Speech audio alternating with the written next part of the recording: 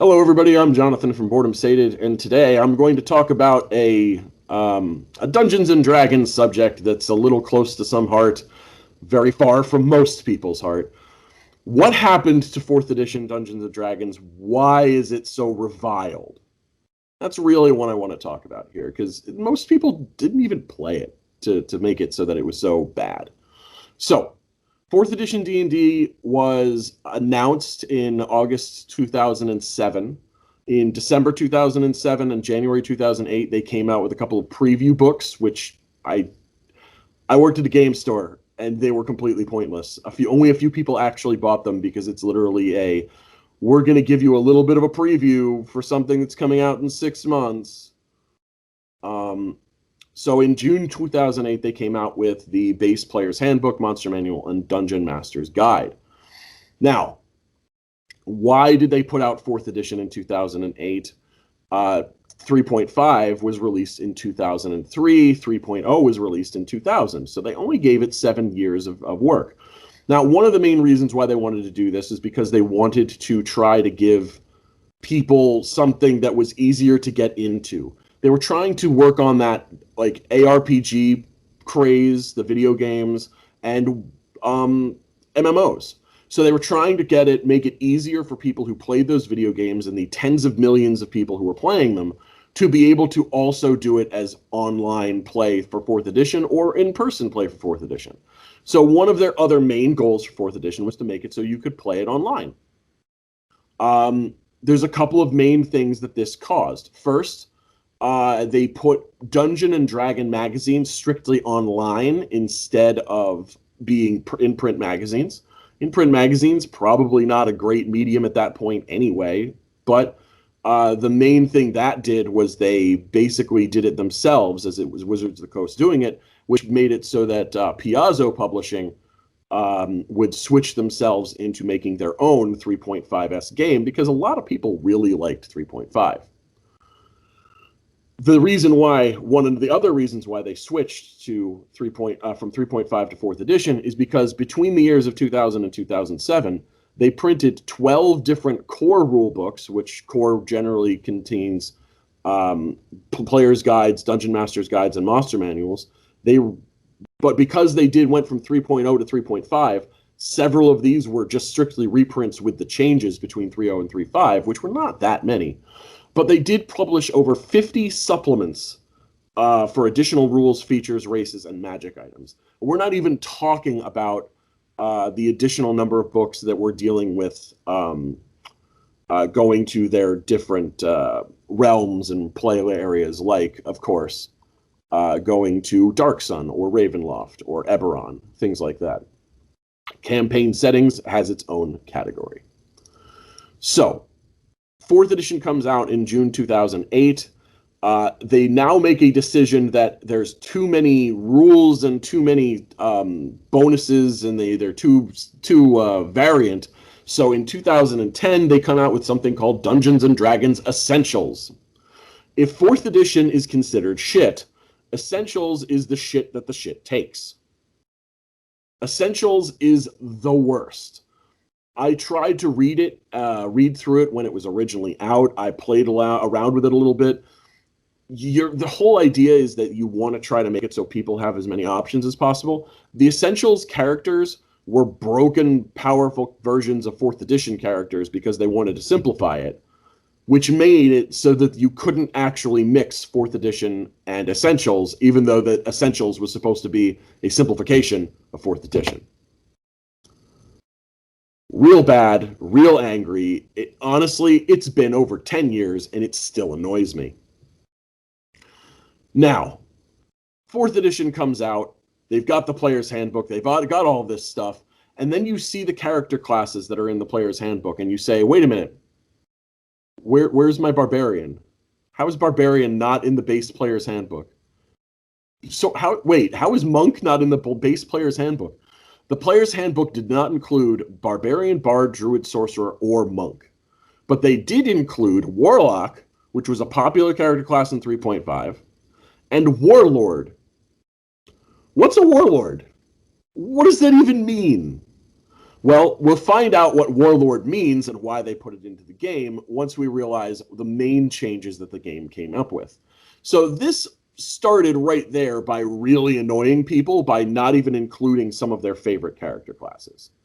That's just a start. Then we get to the actual gameplay rules. The gameplay rules start with saying there are 4 types of roles: the defender, the striker, the controller, and the leader. The defender is your high armor class guy supposed to stand in the front. That doesn't really work in Dungeons & Dragons because there isn't an AI. Striker is your guys who hit hard. Yeah, they hit hard. Controllers, these are your guys who use, I guess, the equivalent of crowd control. This exists in Dungeons & Dragons, you know, black tentacles, things like that, but why are you making a class type for them? Come on, because they can do multiple things. They shouldn't be confined to controller. And finally, leaders. Leaders are essentially your healers, but there are no healers technically in this edition, which is another thing that made people annoyed. So, what does the leader do? And Warlord was their main example of non-healer leader. What they do is they give movement abilities or additional movements or additional attacks to other people in the party, and they allow people to use their healing surges. Healing does not happen from someone saying, I heal you for a certain number of points of damage. Instead, they allow you to use a healing surge, which automatically heals you for, I believe, and it's been a really long time and I didn't look it up, a quarter of your hit points. That's what a leader is. They let you move, they let you do stuff, they didn't do a ton of damage, stuff like that. This was strange. A lot of people didn't particularly like it. It is what it is. The question that came up next was, wait, why isn't there a spell section? And that brings us to the other part of the character build of 4th edition. When you make a 4th edition character, what you do is you choose powers. Everyone chooses powers. You get 4 types of powers throughout the game. You get at-will powers, which you can use at whenever you want. You get encounter powers, which you can use once per encounter, or it might, let's say, differently. You get daily powers, which can be used once per day, or again, if it lists differently. And you get utility powers. Utility powers are things that are generally used out of combat, or they're things that specifically do control powers, like making people stand still or fear, things like that. But mostly utility powers are the things that you do out of combat. So as you can see, this system is very, very combat heavy. One of the problems with 3.5 and 3.0 was at high levels, combats went too fast. You have 2 rounds of combat. You either kill the monster or the monster kills you. Well, 4th edition fixed that problem because everyone had more hit points and everyone dealt less damage. So in general, most combats lasted forever. The higher level you got, the longer it took. In the low single-digit levels, like 7, 8, the combats lasted really the amount of time you wanted it to. In the high single digits, that's really where the sweet spot was for 4th edition to make it playable. Problem was 4th edition went up to 30. Once we got to about mid 14, 15, the combats lasted longer than any combat you were ever going to see in 3.5.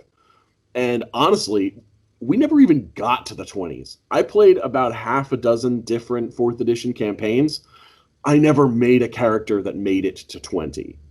20 to 29 was its own thing. It was epic play, and we didn't do it because we didn't have a game last that long, because 4th edition wasn't that fun. So, healing surges. No actual spell casting. All out of combat spells are either utility abilities or something they introduced and they kept, rituals. A lot of those 10-minute or 20-minute casting spells that were used out of combat, they made into rituals and made it so that they split them basically into arcane or divine. And if you were a spellcaster, you could do some of those things. It made it okay, but again, so everyone has the same ability types. Everyone kind of has the same ideas. You've got 4 roles and a bunch of classes that do each of these roles. Now we get to the problem of what happens if I try to play 2 characters of the same role? Well, why does playing a paladin, why does playing a barbarian and a ranger feel like I'm playing the same character? Why does playing a rogue and playing a warlock feel like I'm playing the same character? It's because I just do every power is just listed as you do weapon damage, or you do 2 times weapon damage, or you do 3 times weapon damage. So almost all of your abilities did exactly the same thing no matter who you were. You just had different names for them. At least with 5th edition, if you say, I'm attacking, and someone else says they're attacking, you're attacking, and you know attack means the same thing. If you cast a spell, it's going to be a little bit different because its effects are going to be a little different. Not so in 4th edition. Everyone was kind of exactly the same, and that's another reason why 4th edition didn't work so well. Another thing they implemented, which they kind of kept over, was proficiencies. And when I say that, I mean bonus proficiencies. Instead of having the proficiencies the way they are now, based on your level plus 2, 3, 4, 5, or 6, they gave it so your proficiency to hit and to armor and all of that was half your level rounded down. Well, it's kind of the start of how things worked out. Another thing they put in there was weapon proficiencies. Basically, if you didn't have proficiency with your weapon, you didn't get a bonus to hit with it. If you did have a proficiency with your weapon, it gave you a +2, or in some cases, a +3 to hit. Oh my god. +3. Magic items were another issue. Magic items were they were there. They didn't do a lot, but they were there. They gave you kind of small bonuses here and there, and a lot of magic items just really weren't that powerful. And overall, magic items just really didn't feel like they did that much in the game. And when you don't have anything specific to work towards while you're playing, it makes it so it's distinctly less fun to play. So we've got proficiencies, which didn't do a lot. You've got weapons, which didn't really mean a lot. You've got implements, which made it so casters could also get proficiencies, which didn't mean much. You got healing surges instead of healing, which was just real bad. You don't have spell casting in our normal way of thinking of spell casting, which was incredibly annoying. You have 2 years or so worth of its being there, and then you had Essentials, and Essentials brought in the same characters, but had a completely different way of playing it, which was also pretty crappy. Skills, this was their introduction of making it so you were either proficient or not proficient, so it's the same way that it works in 5th edition, but again, think about it this way. If you're 20th level, you get a +10 for proficiency if you know it, and a +0 if you don't. I mean, so proficiencies were a little bit too important, which is the reason why they changed it for the way they did in 5th edition. So we've talked about skills, we've talked about abilities, we've talked about all of that other stuff. None of these things really went super well. If you were playing in the high teens or the low 20s, the combat lasted way too long. Now let's talk a little bit about supplements. The supplements they decided to add for 4th edition included many, many books. This is when they were still doing the 3.5 method. Now remember, I said between 2000 and 2007, they came out with 12 core rule books and approximately 50 rule supplements. That's over 7 years and technically 2 editions. For 4th edition, between 2012 and 2013, because there was a full year where they stopped putting out 4th edition material before they brought out 5th edition, they came out with 8 core rulebooks, 3 players' handbooks, 2 dungeon masters' guides, and 3 monster manuals. They came out with almost 30, I think it's 28 or 29 rule supplements, which includes 2 Draconomicons, a Demonomicon, Adventurer's Vaults, books specifically for certain types of characters and things like that. We've got 5 Essentials books, but the Essentials books also were kind of mixed in with the other rule supplements, which again made it more weird and more annoying to try to play. And they came out with 9 campaign settings, including Dark Sun, Eberron, Forgotten Realms, and Neverwinter, because they were really pushing the whole concept of Neverwinter a lot then, as they kind of did a couple of years ago with 5th edition. That's a lot of books for basically 4 years of play. They came out with a new core rulebook essentially every year. Looks like 2 a year. They came out with rule supplements almost every month, considering you've got 30 rule supplements plus the campaign settings. That's over 3 years of monthly material. And a lot of these books they had great information in them, but their actual rules for play were really, really bad. I can honestly say for the campaign settings, I looked at a lot of them, but I did not buy any of them, so I really don't know how well or how poorly they worked out. 4th edition doesn't really have that much more to say about it. There one other thing that 4th edition did, and this is actually the thing that I like that 4th edition did, was how they did their monsters. 4th edition separated their monsters into minions, regular monsters, elites, and essentially bosses. The minions is my favorite thing. The minions they gave a little bit higher AC to, but if they took damage, they died. They had 1 hit point. So it made it so you could feel like a hero and have a bunch of extra monsters in the room that just went away quickly. But they had a little bit higher armor class, a little bit higher saving throws, making it so that it was a little bit harder to hit them than it was to hit the other guys. Elite monsters were really cool because you could put an elite monster in with a pack of regular guys, and you can make a non-ending encounter feel really fun.